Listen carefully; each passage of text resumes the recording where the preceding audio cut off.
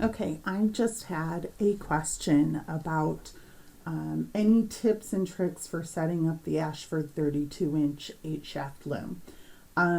This is in no real order. It's just stuff that I figured out along the way. Forgive the fact that it's already set up because that's what I did. When you do the elastics, you want to tighten them so that when you pull the bar forward, it bounces back. You want it in that resting position. It gives you a larger shed. So if you have them too loose, it'll kind of hang here and it narrows your shed by quite a bit, or shortens your shed by quite a bit. When you're putting these on, these loops, you have to get the bars level. And there's kind of a trick for that. So let me undo one of these. Pull it through. And what you're looking at is this bar here. Sorry, let me get these all this direction. What you want is these heddle frame bars to actually be level to each other. You don't want them cockeyed. You can tell on the side by the wood if one's off kilter to itself. How do you adjust it? Pull this forward, okay, and loop it on. When you do that, then pull this forward and get this level. And if you need to see what level is, you can pull these, engage them, and then you have something to visual it off of. If one side's higher than the other, adjust it like this. Kind of shimmy it until you get it straight. At that point, hold on to them together because now they're in the position you want. Pull your loop forward. Okay, so now it's still in the right position. Take your thumb and lock that sucker in. Now, as it goes back, you should be maintaining that level. Go ahead and test it. It's pretty good. I bought extra heddles.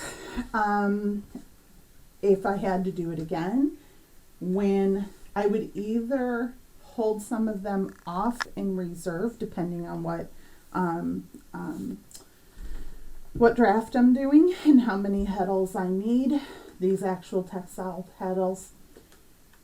With this, if I wanted to store them on here, I'd go ahead and calculate from my pattern how many heddles am I going to use for each shaft, and then attempt to take this amount that's left over and split it between the two sides. This side's free flowing, this side's kind of bunched up. You can't really see it. Let me see if I can zoom in. This side's kind of, oops, hold on, I'm not good at this. Okay, this side's bunched up. It's not affecting the weave, but I don't like it that way. So I'll do it differently next time. Other side points. When you are putting, again, I'm going to try this. When you're putting this together, it's going to ask you to grab a washer. There are two different washers with two different size holes. You want the smaller of the hole for the washer there. If when you're screwing that screw in, the washer's moving around, you've got the wrong one. So that's how you know.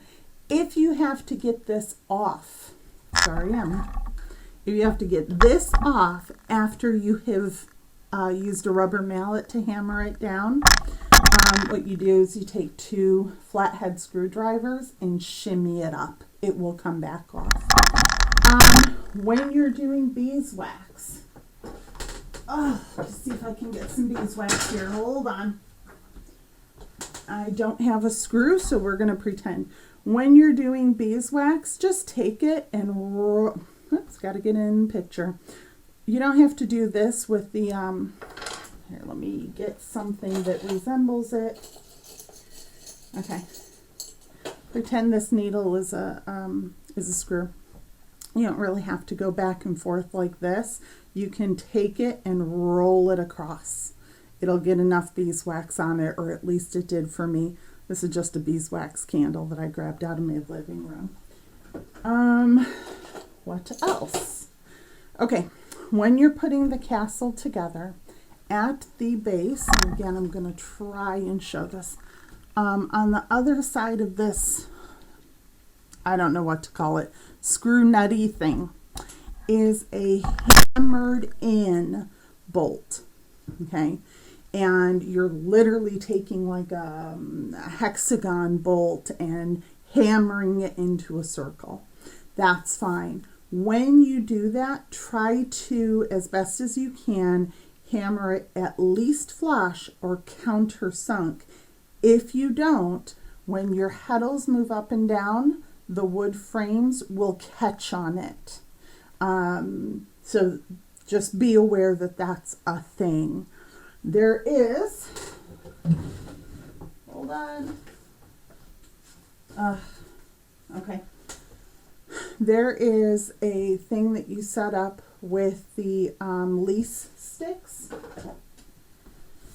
On the picture, it almost looks like, there's two lease sticks together because they're showing it to you this way. It's actually one lease stick with threads that go in. Let me see if I can do this for you.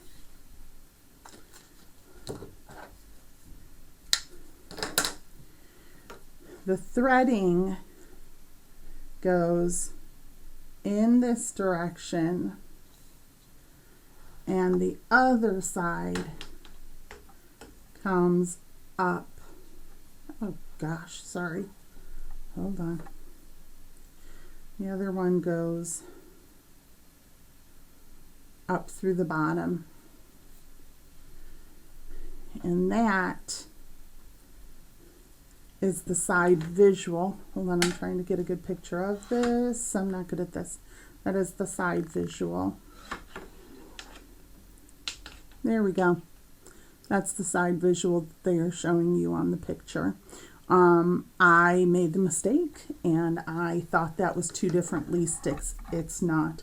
I will also include a video to the Ashford setup page, which will help tremendously.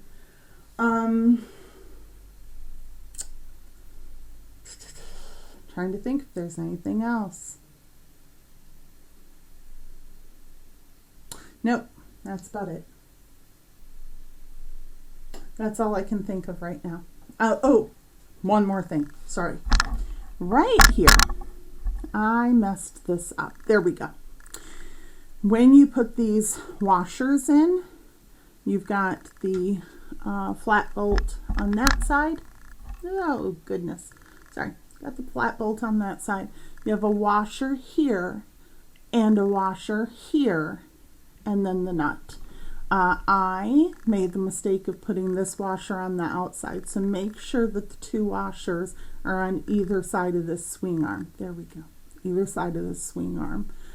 That's pretty critical. Otherwise, you'll end up with rubbing here as you move this forward. Yeah, so you don't want this to rub on the side.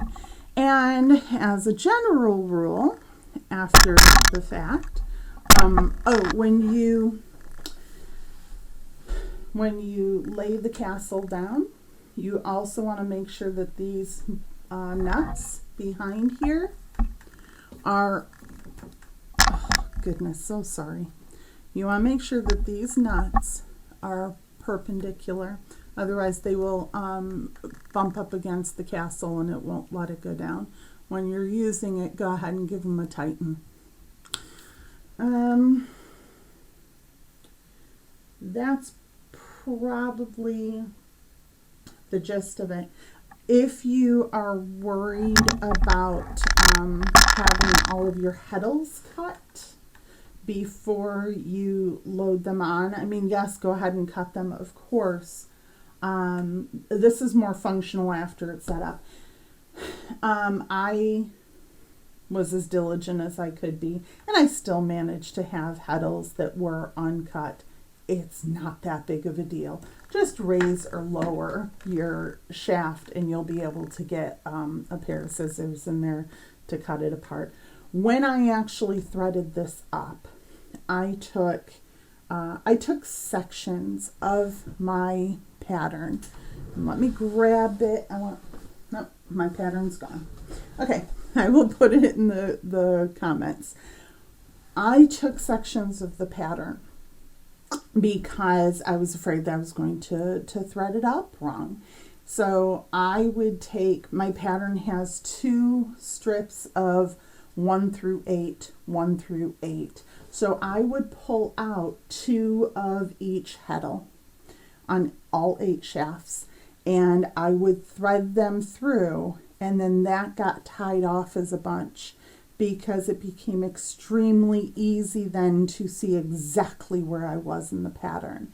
However you do it, mark it on your draft, and then you can visually see what's going on.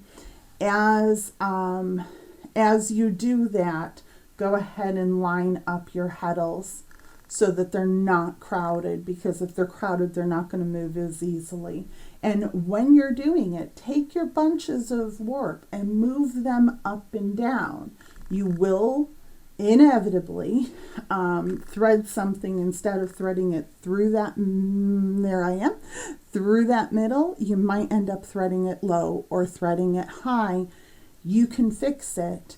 You can fix it afterwards, but it's pretty easy to fix it while you're doing it if you test your heddles as you're doing them. You test your warping as you're doing it.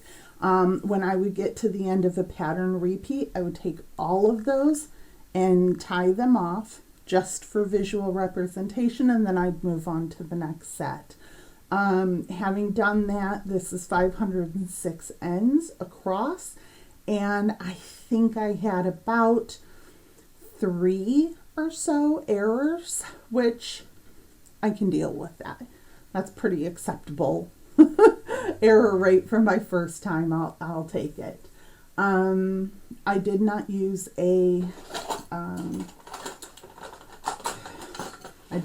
one of these little bad boys. When threading the heddles, I just shoved them through. It's fingering weight yarn, and the heddles, there's plenty of room to get it through. I did not need this. I did use this when I actually threaded the reed. And when I threaded the reed, again, I tested my heddles as I was pulling the yarn through.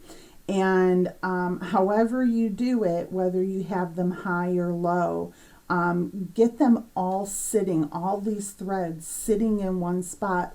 I think I did it across the bottom, because then it's easier to pinpoint exactly which one you're going through and pull it through. And test and make sure when you do that you don't have any of these warps crossed, because if you have them crossed, you're going to have a problem with them lifting independently. They all have to lift independently. So